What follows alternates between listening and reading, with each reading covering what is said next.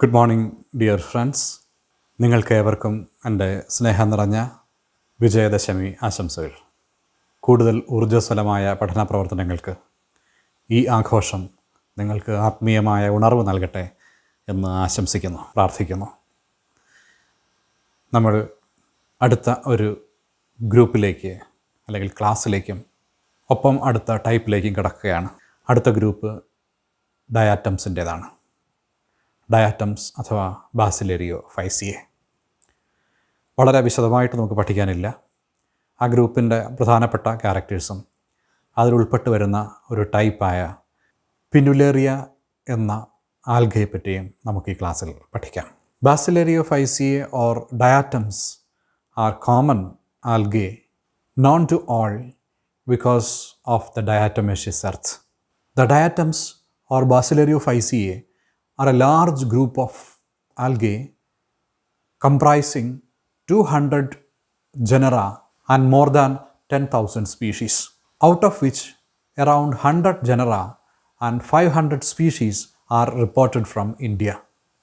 The diatoms are beautiful microscopically because of the ornamentations or sculpturing on their walls. They are unicellular organisms with beautifully sculptured cell walls. They occur in various habitats such as freshwater, saline, terrestrial conditions, and also below the surface of soil. Sometimes they are seen on the surface of leaves in forest plants and trees. Based on the nutrition, they can be photosynthetically autotrophs, photosynthetic symbionts, or heterotrophs. The plant body of diatoms is of different shape and size. They usually live singly. The cells are of different shape such as oval, round, elongated, rod-shaped, triangular, disc-shaped, etc. Sometimes they get aggregated and embedded in the gelatinous matrix, but they do not behave like multicellular organisms. In the case of colonial forms, they may appear as uniseriate filaments or like a branched body, and some other diverse forms are also seen. This is a picture showing the diversity of structure of diatoms. In Ligmophora flabellata, a branched filamentous structure can be seen. The Casinodiscus eccentricus is a radially symmetrical unicellular type. Basilaria paradoxa is a long bilaterally symmetrical single cell.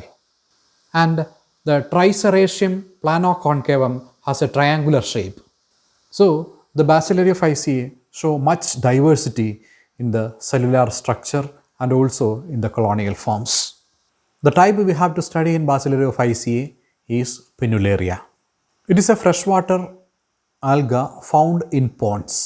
It is also represented in moist soils. It is unicellular. The cell is elongated and elliptical, and the cell wall is made up of mostly pectic substances. The silica is found to be impregnated on this pectic cell wall.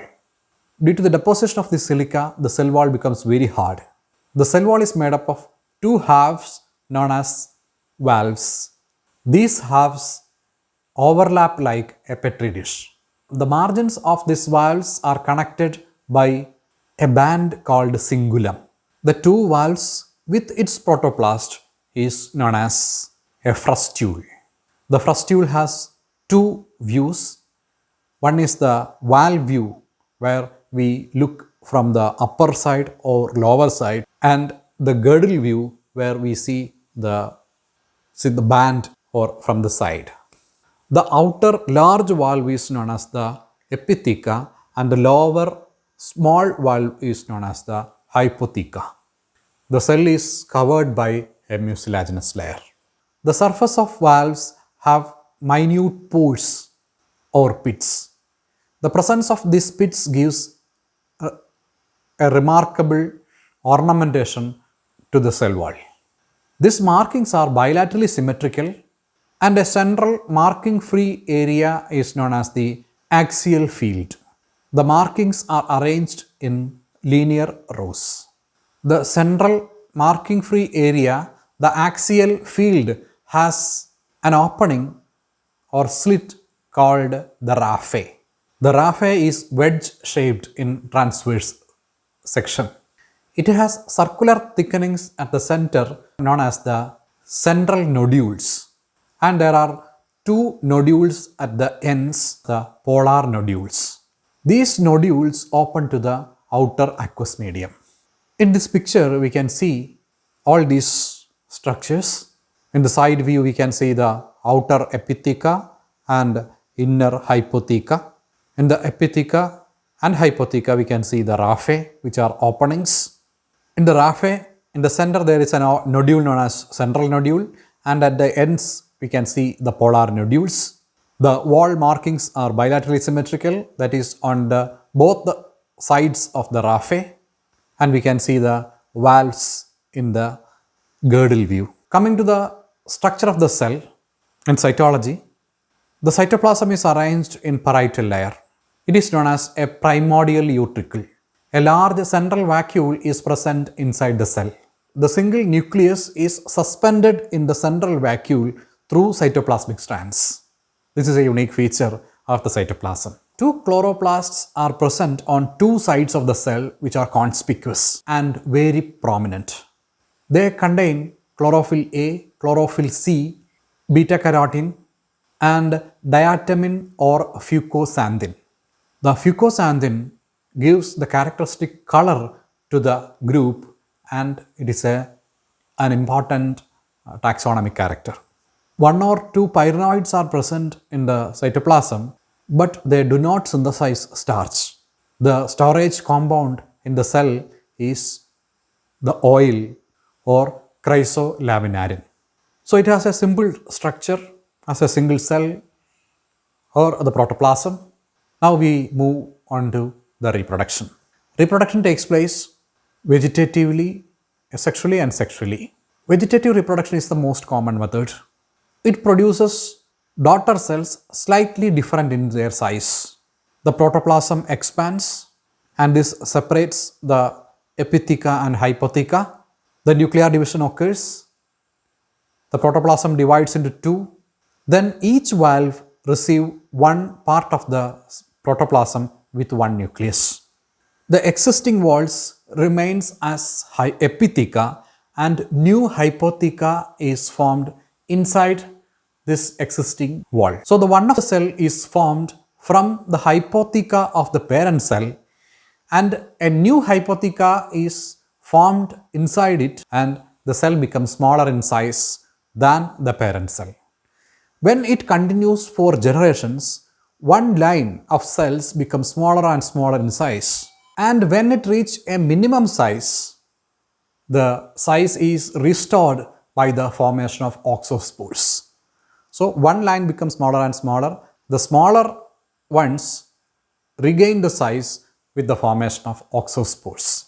In the case of normal sexual reproduction, gametes are formed from the cells. In this process, two cells from a single parent or different cells get entangled with a gelatinous matrix.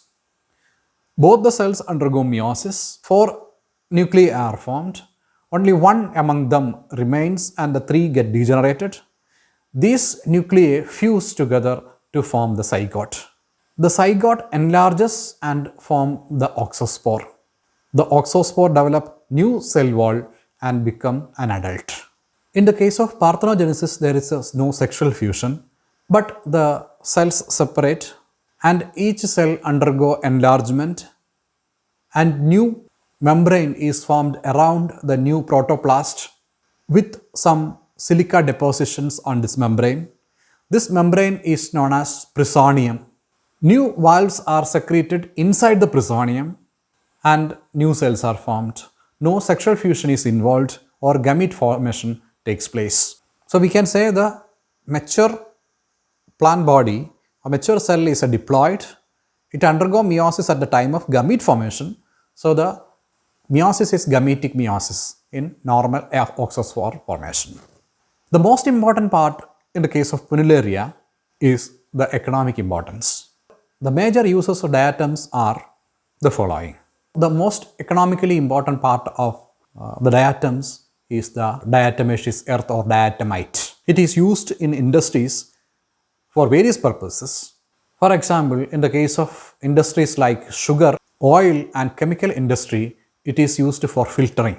It is also used as insulators for boilers and furnaces due to the heat resistant ability.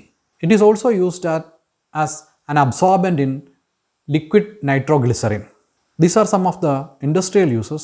There are some other uses also. The diatomite is used as an abrasive for rubbing or grinding. It is used in the manufacture of metal paints, toothpaste, varnishes, polishes, etc. It is also used with bakelite for the manufacturing of electrical fuse and switch boxes. Huge deposits of petroleum are found in where the diatoms are predominant, because diatoms are active photosynthesizing organisms, and huge deposits of biomass is there where the diatoms are commonly seen. It is a food for the marine fishes and animals, and they are called as the grasses of the sea, and it becomes a very important part in the food chain. Due to the presence of beautiful, precise and sharp markings, it is used in the testing of microscopic lenses. The diatoms has a very important role in forensic sciences.